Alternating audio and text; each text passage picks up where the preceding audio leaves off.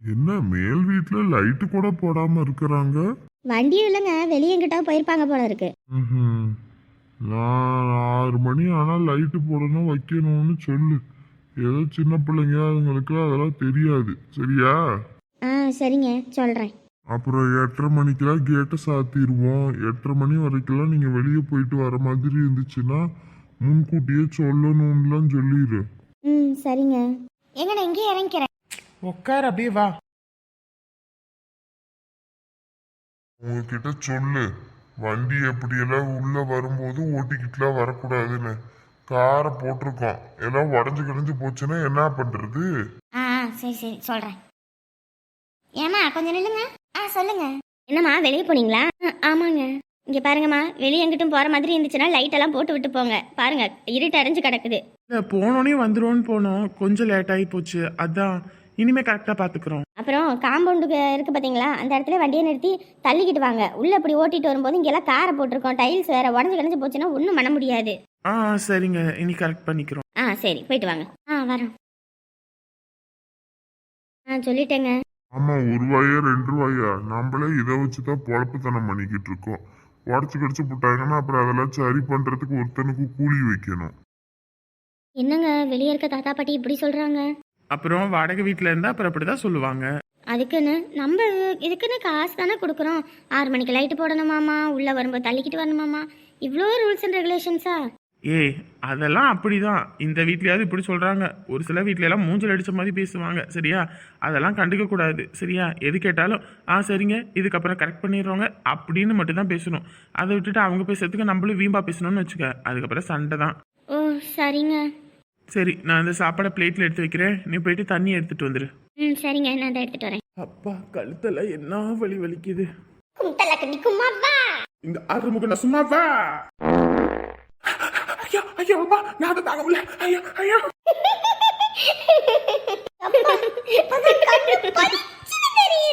குசு பாண்டி, உனக்கு போறதுக்கு நேரம் காலம் இல்லையாடா? ஐயோ, மூச்சு விட முடியலையே, மூச்சு அடைக்குதே. யோ, அவனை என்னைய சொல்லிக்கிட்டு இருக்க? இயற்கை அழைப்பு, அதெல்லாம் யாராலையும் தடுக்க முடியாது. அடியே, இவன் பண்ணின வேலையால மூச்சை முட்டது எனக்கு. உன்னைய அங்க போய் மூஞ்ச வைக்க சொன்னது. ஆமா, எனக்கு வேண்டுதல், எனக்கு மூச்சை கொண்டு போய் அங்க வைக்கணும்னு. கொஞ்ச நேரத்துல உசுர எடுத்துட்டாண்டி இவனை. சும்மா விட மாட்டேன்டா, விட மாட்டேன்டா உன்னைய. எங்கிட்டாவது 2 பேர் விழுந்து வாரிக்கிட்டு வாங்க, ராத்திரி 2 பேத்துக்கு 4 இழுப்பு இழுக்கிறேன். ஐயோ ஐயோ, இந்த பழகு கூட சரியான சிரிப்பாத்தான் கிடக்குது. போமா, என்னம்மா பண்றது, திருத்த முடியல. பெருசுக்கும் சேர்த்தியில சின்னதுக்கும் சேர்த்தியில எங்க வீட்டுல இருக்க பெரிய எரும மாடு, சின்ன எரும மாடு பண்றதெல்லாம் அட்டகாசம். ஆனா என்ன பண்றது, அடிக்க முடியல, அவ்வளவுதான். ஒத்த பையன்னு சொல்லிட்டு செல்லம் கொடுத்து வளர்க்குறதா இருக்கு. சரி சரி. என்னம்மா மகா ஃபோன் பண்ணாளா? நம்மக்கிட்ட எங்கம்மா ஃபோன் இருக்குது, எல்லாம் அந்த பையன் தான் வச்சிருக்கான். ஃபோன் பண்ணாலும் நம்மக்கிட்ட சொல்லவும் மாட்டாங்க, ஒன்றும் மாட்டாங்க. சரி சரிம்மா. பாவம், அந்த பிள்ளை இங்கே இருக்கும்போது தான் இவளுக்கு வேணும்னு ஒரு வேலையும் செய்யாமல் அந்த பிள்ளைய அந்த பாடு படுத்தி எடுப்பாளுங்க. இப்போ எல்லா வேலையும் செய்கிறாளுகளா? ஆள் இருந்து அப்படி ஒரு நடிப்பு. மருமவ இருந்தா கை கால் வலி வந்துடும், என் மருமவளுக்கு உடம்பு வலி வந்துடும், வேலை மாஞ்சி கிழிக்கிற மாதிரி என்னென்ன நடிப்பு நடிப்பா. இப்போ மருமவ அவள் பாட்டுக்கு அந்த தண்ணி கொடுத்தனும் போயாச்சு. இப்போ எல்லா வேலையும் செய்யறல, அப்போ இருக்கும்போது செய்யலாமல்ல, என்ன நடிச்சுக்கிட்டு தெரியலையா நீயே? விடுங்க விடுங்க. மருமவளு யார் வீட்டு பிள்ளை? மருமகனா யாரு? நமக்கு இன்னொரு மக தானே. அந்த பிள்ளை வந்தா நம்மளும் அந்த மாதிரி தானே நடந்துக்கணும். இவன் அப்படியே நடந்துக்கிறா? இவெல்லாம் கல்யாணம் கட்டிக்கிட்டு வந்த புதுசுலலாம் நான்லாம் ஒரு வேலை செய்ய விட மாட்டேன், எல்லா வேலையும் இழுத்து போட்டு பார்ப்பேன். ஆனால் இவ இப்போ என்ன ஆட்டம் கட்டுறா? மருமவன்னு அந்த பிள்ளைக்கு பாடா படுத்தி எடுக்கிறா. இதில் போதா குறைக்க அவளுக்கு வேற வந்து உட்காந்துக்கிறா. அவள் குடும்பத்தோடு வந்து உட்காந்துக்கிட்டு அதை ஆக்கி கொடுங்க இதை ஆக்கி கொடுங்க. யாராளுக்கு தனித்தனி வீடு இருக்குது, அங்கே போய் ஆக்கி தின்னுட்டு இருக்க வேண்டியதானே? யார் வேண்டானா? இங்கே வந்து தான் ஆக்கி திங்கணுமா? இழிச்சா யாராவது கிடைச்சா போதும். இவளுக்கு அப்படியே மேலே ஏறி மிளகா அரைச்சிருவாளுங்க. பொழுது போய் பொழுது விடிஞ்சு என்னை பற்றி பேசுகிறானா இவளுக்கு தூக்கமே வராது. என்னவா நான் ஏன் மருமகளை கொடுமைப்படுத்துறேன்னு பேசுகிறாள். இவன் என்ன அவன் மருமகளை தாங்கன்னு தாங்கினாளா? தாங்குற மாதிரி பேசிக்கிட்டு இருக்கா. என்னமோ ஊரில் உள்ள எல்லாத்துக்கிட்டும் என்னமோ நான் குடும்பக்கறி மாதிரி பேசிக்கிட்டு இருக்கிறா. உனக்கெல்லாம் சோறு போடுறல ஏன் தப்பு? இங்கே பாருங்க, உங்கள் ஆத்தா வாய் சரியில்லை, சும்மா என்னை பற்றி குறை சொல்லிக்கிட்டு இருக்கிறா. ஒரு நாள் தூங்கும்போது ஏதாவது பண்ணி போட்டு சொல்லிவிட்டேன். நீங்களாம் கொண்டு போய் விட்டுவிட்டு வந்துருங்க சொல்லிவிட்டேன். ஆசிரமம் அது இதுன்னு என்னென்னமோ இருக்குல்ல, அங்கேயே கூட்டிகிட்டு போய் விட வேண்டித்தானே. இது வாய்க்கெல்லாம் அங்கே கூட இருக்க விட மாட்டாங்க, அடிச்சு துரத்திடுவாங்க. என்ன பேச்சு பேசிக்கிட்டு இருக்குது? இதுக்கு என்ன நம்ம சோறு போடாமல் இருக்காமா இல்லை தண்ணி ஊற்றாமல் இருக்காமா? எல்லாமே செஞ்சுக்கிட்டு தானே இருக்கோம்.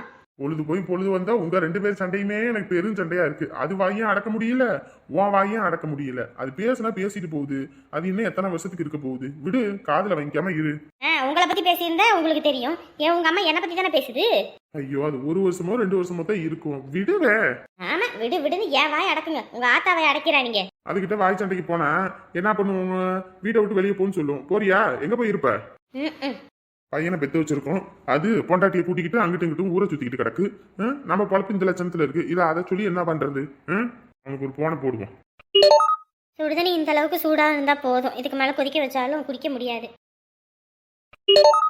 ஃபோன் பாட்டுக்கு அடிச்சிட்டு இருக்கு. இவர் பாட்டுக்கு சாப்பாடு எடுத்து வச்சுட்டு தூங்கிட்டு இருக்காரு. யாருன்னு தெரியலையே. அச்சச்சோ, உங்க வீட்ல இருந்து தான் கூப்பிடுறாங்க. என்னங்க என்னங்க ஏங்க? என்னம்மா, சாப்பிடலாமா? இந்தாங்க, மாமா ஃபோன் பண்றாங்க. அவர் எதுக்கு கூப்பிட்றாரு இந்த நேரத்தில்? எப்பயும் கூப்பிட மாட்டாரு. சரி, அப்புறம் பேசிக்குவோம். வா சாப்பிடுவோம். ஃபோன் அடிச்சிட்டு இருக்காங்க. முக்கியமா ஏதோ விஷயமா என்னமோ தெரியல. பேசுங்க. ஷோ, சரி கொடு. ஹலோ, எங்க எங்கே இருப்பாங்க இந்த நேரத்தில்? வீட்டில் தான் இருக்கேன். சொல்லுங்க. என்ன இன்னைக்கு வேலையா? ஆமாம், இன்னைக்கு வேலை தான். வேலைக்கு போயிட்டு இப்போ தான் வந்தேன். சாப்பிட்றோம். வேலைக்கு போனியா இல்லை ஊரை சுத்திக்கிட்டு இருந்தீங்களா? இவருக்கு நம்ம வெளியே போனது எப்படி தெரியும்? இப்போ என்ன உங்களுக்கு? சம்பாதிச்சு ஏதோ குடும்பத்தை காப்பாத்துவேன்னு சொல்லி நான் நினைச்சா பொண்டாட்டியை கூட்டிகிட்டு போகணும்னு. கூட்டிட்டு போனா அங்க ஏதாவது ஒரு வேலையை பார்த்து அந்த பிள்ளையை சேர்த்து விட்டு 2 பேரும் சம்பாதிப்பீங்கன்னு பார்த்தா அதை விட்டு ஊரை கூட்டிகிட்டு சுத்திக்கிட்டு இருக்கியா நீ? நாங்களும் இங்க எவ்வளவு கஷ்டத்துல இருக்கோம். அதெல்லாம் பத்தி யோசிக்காம நீ பாட்டு கடையில வாங்கி திங்கவும் இளநீ குடிக்கவும் என்ன இது இதெல்லாம் பொழப்பைக்கு எடுத்துக்கிட்டு? இப்போ என்ன உங்களுக்கு பிரச்சனை? நான் எங்கேயும் வெளியவே போகக்கூடாது. 24 மணி நேரம் வேலையே செஞ்சுக்கிட்டு இருப்பீங்களா? இப்போ நீங்கள் எதுக்கு இப்போ ஃபோன் பண்ணீங்க? இப்போ என்ன பேசிகிட்டு இருக்கீங்க நீங்கள்? ஒழுங்கா சூதானமா குடும்பத்தை நடத்து. உன்னை நம்பிதான் எல்லாரும் இருக்கோம். உங்க அக்கா பிள்ளை பெரிய மனுஷியானாலும் செய்யணும் வைக்கணும் எல்லாம் மறந்துடாத. ஐயோ சாமி, அவ என்ன இன்னைக்கே வயசுக்கு வந்துட்டாளா இல்லை நாளைக்கே தான் வயசுக்கு வந்துட்டாளா? என்ன பேசிட்டு இருக்கீங்க லூசுத்தனமா? போனை வைங்க. ஹலோ ஹலோ, சும்மா கடுப்பை கிளப்பிக்கிட்டு. சி, என்னங்க என்னாச்சு? இங்க பாரு மகா, வீட்ல இருந்து போன் வந்தா இனி எடுக்காத. ஏங்க எடுக்காதனா எடுக்காத. சும்மா ஏங்கலாம் கேட்டுட்டு இருக்காத. திட்டினாங்களா? ஏதோ டிபி வச்சுருந்தல ஸ்டேட்டஸு, அது ஏதோ அவருக்கு தெரிஞ்சிருக்கும் போல இருக்கு. அதனால ஃபோன் பண்ணி கத்துறாரு. வெளியே போகணும், வார குடும்பம் சம்பாரின்னு. வெளியே எங்கேயுமே போகக்கூடாது. என்ன இது? இவரு தான் கட்டின பொண்டாட்டி வெளியே எங்கேயும் கூட்டிகிட்டு போக மாட்டாரு. நம்மளும் அதே மாதிரி இருக்கணும்னு நினப்பு. சரிங்க. ஃபோன் வந்துச்சுன்னா எங்கள் வீட்டிலேருந்து வந்தால் எடுக்கவே எடுக்காத. அதை அடிச்சுக்கிட்டே கடந்தாலும் சரி, என்ன பண்ணாலும் சரி. கையை காலெல்லாம் சரியான வலி வலிக்குது. ஐயோ, ஏமா என்னமா ஆச்சு? இல்லப்பா, இந்த அடுப்படியில் நின்றுக்கிட்டே சமைக்கிறது காலெல்லாம் சரியான வலி. ராத்திரியெல்லாம் படுத்து தூங்க முடியலையா? காலுக்குள்ள கொட்டையே இதை போட்டுக்கிட்டு. ஏமா, செருப்பு தான் வாங்கி கொடுத்துருக்கேன் வீட்டுக்குள்ள போட்டுக்கோங்கன்னு. அதை போடுறதே இல்லை நீங்க. சமைக்கிற நேரத்துல மட்டும் கழட்டி வச்சுட்டு இருந்தீங்கன்னா அப்புறம் எப்படி இருக்கும்? அப்படித்தான் இருக்கும். என்னதான் இருந்தாலும் சமையக்கட்டுக்குள்ள செருப்பு போடுறதுக்கு ஒரு மாதிரி சங்கட்டமா இருக்குடா. அதுதான் கழட்டி வச்சேன். அப்புறமேட்டுக்கு வலிக்குதுன்னு என்கிட்ட குறை சொல்லாதீங்க. சொல்றது செய்யறதும் கிடையாது. முடியலடா எனக்கு. வீட்டுக்கு ஒருத்தியை கூட்டிகிட்டு வந்து அவள் ஏதாவது வேலை வெட்டியை பாப்பான்னு பார்த்தா ஏதாவது ஒரு சண்டையை போட்டுக்கிட்டு அவள் பாட்டுக்கு அங்கே போயிடுறா. இங்கே நான் கடந்துக்கிட்டு பாடுறேன். யாருக்கும் என் மேலே அக்கறை இருக்குது? யாருக்கும் என் மேலே அக்கறை இல்லை. பேசாட்டுக்கு அந்த கடவுள் எதுக்கு தான் என்னை உசுரோட வச்சுக்கிட்டு இருக்காரோ? என்னை ஒரே தான் தூக்கிட்டு போயிட வேண்டித்தானே. என்னம்மா பேசிட்டு இருக்கீங்க? பின்ன என்னடா, வயசான காலத்துல எதுக்கு வீட்டுக்கு மருமவை கூட்டிட்டு வர்றது? அவ குடும்பத்தை எடுத்து நடத்துவான்னு தானே.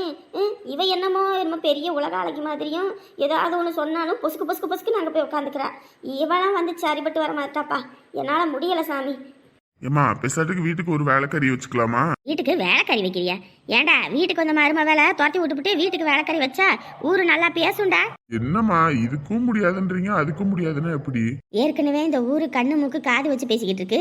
இதுல வீட்டுக்கு வேலைக்கறியை கூட்டிட்டு வந்தா நல்லா கீழே தான் பேசும். ஷபா, அப்ப நான் என்னதாம்மா பண்ணட்டும்? அவளும் வரமாட்டிக்கிறா, நீயும் வீட்டுக்கு வேலைக்கறி வைக்க ஒத்துக்க மாட்டிக்கிற. 2 பேரும் சேர்ந்துக்கிட்டு என் உசுரை எடுத்துக்கிட்டு இருக்கீங்க. ஏண்டா, நம்ம சொந்தத்துல ஒரு புள்ள இருக்குன்னு சொல்லியிருக்காங்க. பேசாட்டுக்கு வேணா அந்த பிள்ளைய பேசி முடிச்சிருவோமா? என்னமோ பண்ணி தொலைங்க.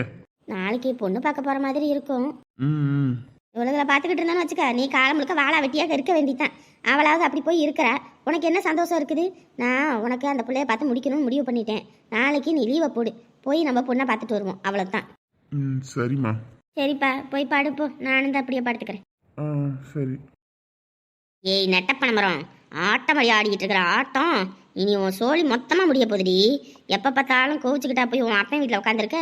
இனி காலம் முழுக்க அவன் வீட்டிலே உட்காந்து கஞ்சி குடி. அந்த கஞ்சிக்கு கூட கொஞ்ச நாள் சிங்கி அடிக்க போறீங்கடி குடும்பமாக சேர்ந்துக்கிட்டு.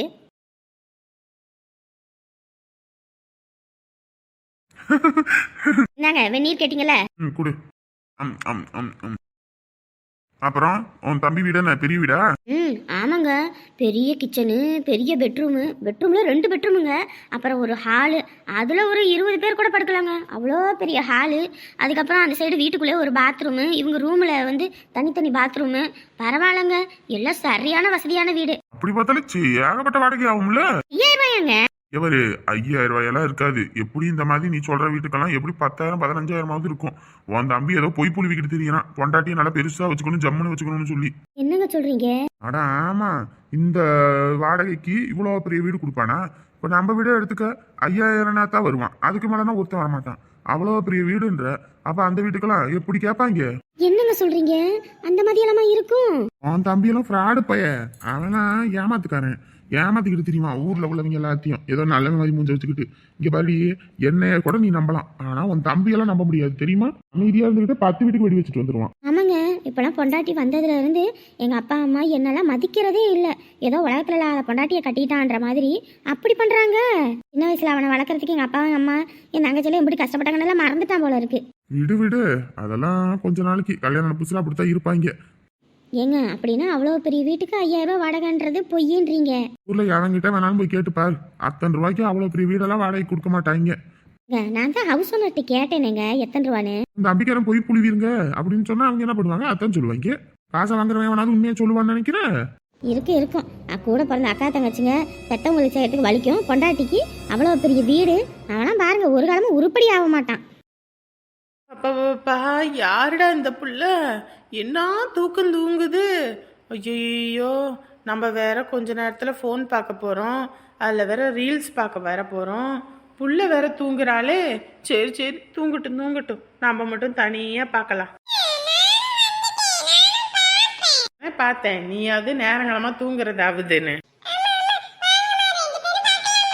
பிச்சு போடுவேன் ஃபோன் கேட்டுட்டு இருந்தீங்கன்னா. ஃபோன் வேற இந்த நேரத்தில் யாரு? நாம கொடங்கி என்னைக்கு 12 மணிக்கு தான் கூப்பிடும். இன்னைக்கு என்ன 9 மணிக்கே கூப்பிட்டுருச்சு. உங்க அப்பா தான் பேசுறாரு, பேசுறியா?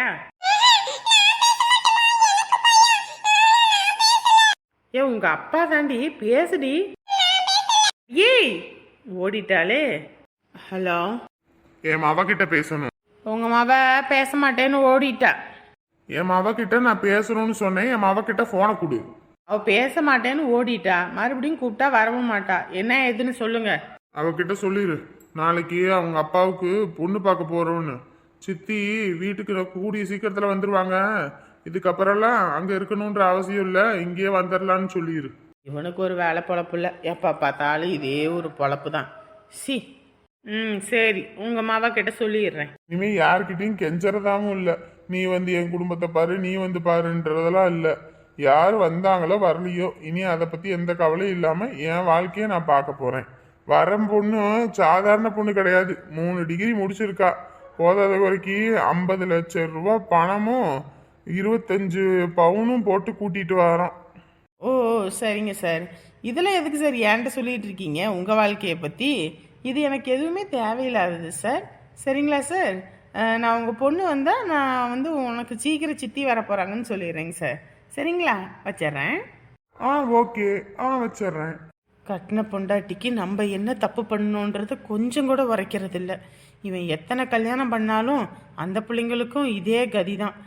இவன்லாம் ஒரு காலமும் திருந்த மாட்டான். இவன் இப்படி சொல்கிறான், இதை நம்ம காதில் வாங்கிட்டு அமைதியாக கல் மாதிரி இருக்கணும். இதுவே நான் இந்த வார்த்தையை சொல்லியிருந்தா இவங்க கம்முன்னு இருந்திருப்பாங்களா? இவனுக்கு ஒரு நியாயம், நமக்கு ஒரு நியாயம்.